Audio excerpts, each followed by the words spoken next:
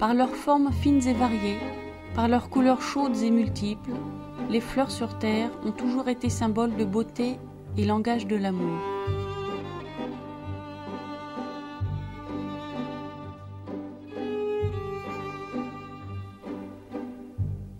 Mais savez-vous que sous la mer, il existe aussi des fleurs que nul homme ne pourra jamais offrir à une femme, car elle ne supporte pas la cueillette. Ces fleurs, aux couleurs chatoyantes, qui ne révèlent celle-ci que sous le feu de la torche du plongeur, ces fleurs aux tiges souples, qui ondulent dans le courant, ces fleurs aux 8 pétales finement ciselés, ces fleurs s'appellent les alcyonnaires. Disposées autour des tables de corail comme pour les décorer,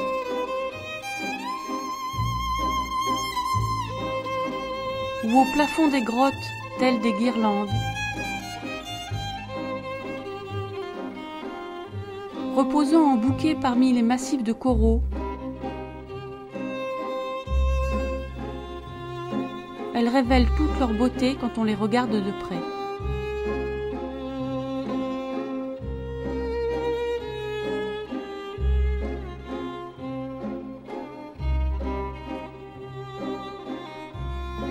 Ces fleurs, mais au fait, revenons en arrière.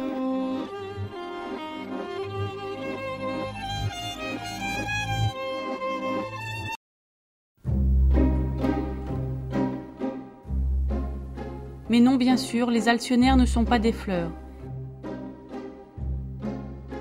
Ils appartiennent au règne animal.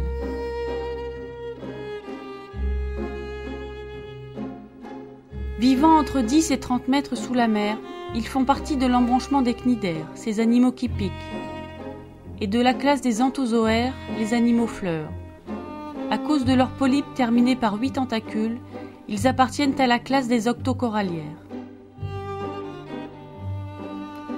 Leur corps est composé d'un hydrosquelette qui se gonfle d'eau et leur donne cet aspect charnu et translucide.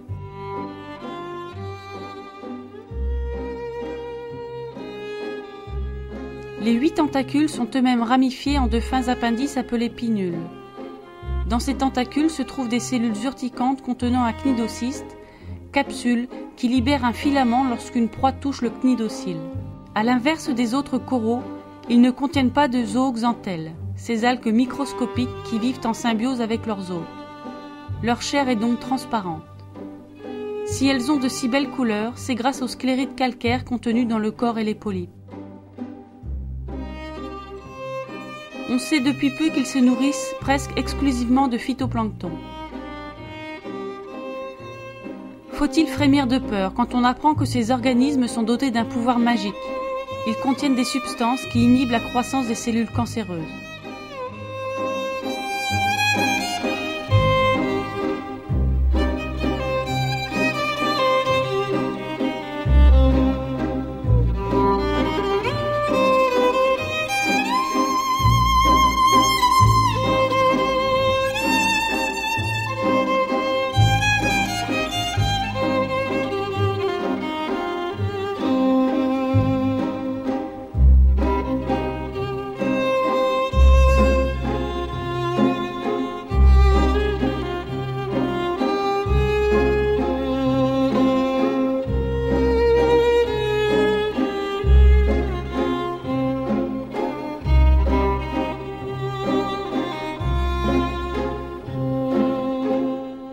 L'homme sera-t-il assez fou pour cueillir toutes ces beautés sous-marines ?